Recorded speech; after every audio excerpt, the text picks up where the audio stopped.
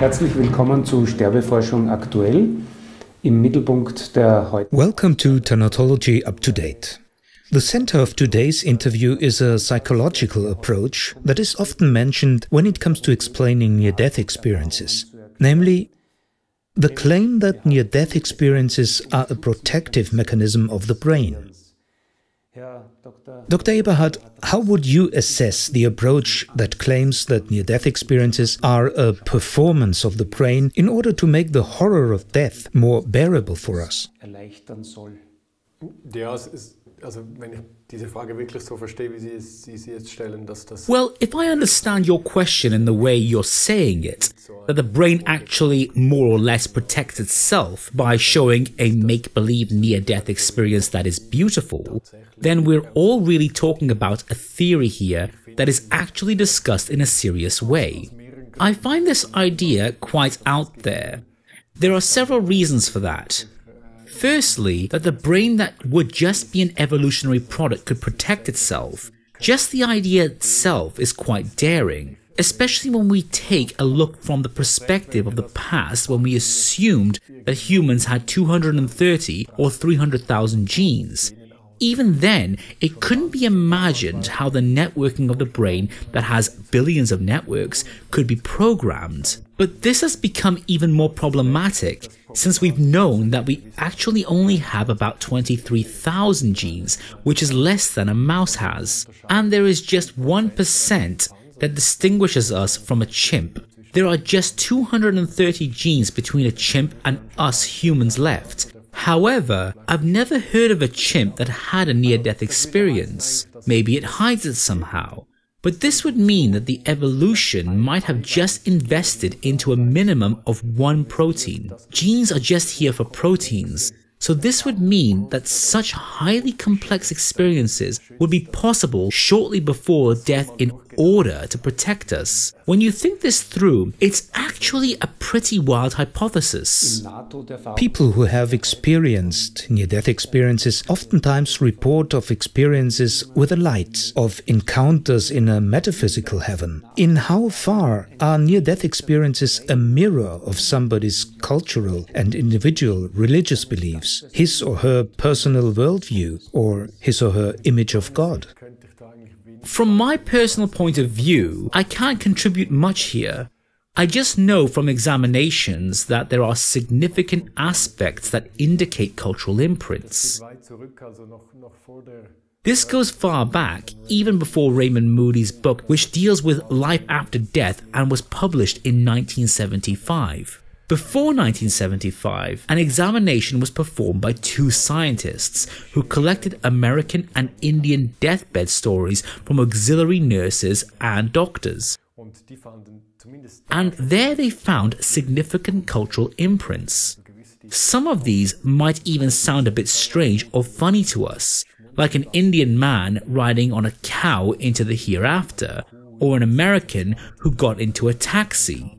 I also know of a man who lives in Luzern who entered a cable car and went uphill, and up there he found two buttons and he had to push one of them, and he knew which button would bring him back, and if he had pushed the other button he would have stayed there.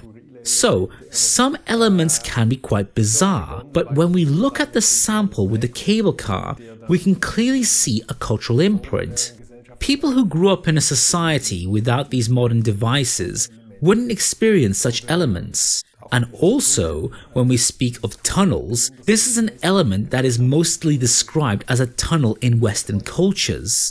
These descriptions don't really exist in indigenous cultures, who are secluded from an industrial world. There are certain analogies that describe something similar, like a funnel or funnel of a plant. So it could be that they are talking about the same thing here, but without doubt, near-death experiences are culturally imprinted when it comes to the experience of images. I would like to go a bit deeper into this explanatory approach that claims that the brain produces protective images. Wouldn't this imply that the brain is able to produce experiences and it doesn't matter what kind of experiences they are? Is this actually a scientifically proven approach?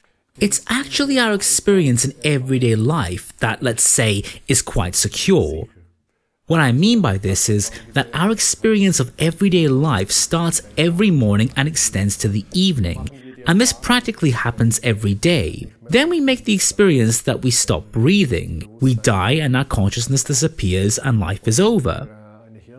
Or let's say, when we take a look at the medical field, we injure our brain and this has an effect on our consciousness. When we take drugs or take medication, our brain falls apart somehow. When we have Creutzfeldt-Jakob disease, we become stupid. We've got a permanent correlation between the brain and consciousness. That's certainly the case here. But it's like with physics. At the brink of these everyday life experiences, there are certainly in-between levels that question whether things are really that way. Such as, in everyday life, we get along with classic physics, and only if we look over the edge of the world we know, we realize that classic physics is not enough. It seems to be similar with our everyday experience of life, because especially those phenomena, those paranormal phenomena that occur during the brink of death, question our perception of everyday life. For example, people who suffer from dementia and become lucid again shortly before they die, before that moment, they couldn't even recognize people close to them, and shortly before they die, they have a clear moment again and call their relatives by their names. This is just one of many examples that lets us question our experience of everyday life, and that massively. And this also questions the certainty and possibility that consciousness is bound by the brain. In summary, this means that it is uncontested that there are correlations between our brain functions and our experiences, and therefore also our consciousness. However, it's still up in the air whether the brain produces consciousness or whether it just transfers it. This is still controversial today and depends on people's point of views. Nevertheless, both viewpoints deliver facts. And I would say the fact of everyday life experiences doesn't cancel out the other aspect that says that consciousness can exist outside of the body. However, it does cancel it out the other way around. What I mean is that it is not conceivable that we're, let's say, just brain as long as we are in our body, and then suddenly something is added on, so it continues. It is possible to have consciousness outside of the body, and here we have a number of indications that point towards that. Then we can assume that this substance, this spirit, also takes over the body and carries out these functions, so to speak. This would also point to this when people who have a complete brain shutdown, a breakdown of the brain, are still able to have experiences and think in a very realistic way, and are even more able to think than under normal circumstances. So it is understandable that these people speak of a change of personality. They feel the way they were before, and then the way they are after the experience. So there is an astonishing continuity, and this would indicate that consciousness, the way we experience consciousness, is a substrate that doesn't come from the brain, but that uses the brain as a transmitter, a tool. In the other viewpoint mentioned, the brain is not very likely to be a tool. Either the brain is really just material, then near-death experiences would be partially very hard to explain, and paranormal phenomena wouldn't be explainable at all. But it would definitely end with the brain dying off. Dr. Eberhard, thank you very much for this wonderful overview. Thank you very much for this interview.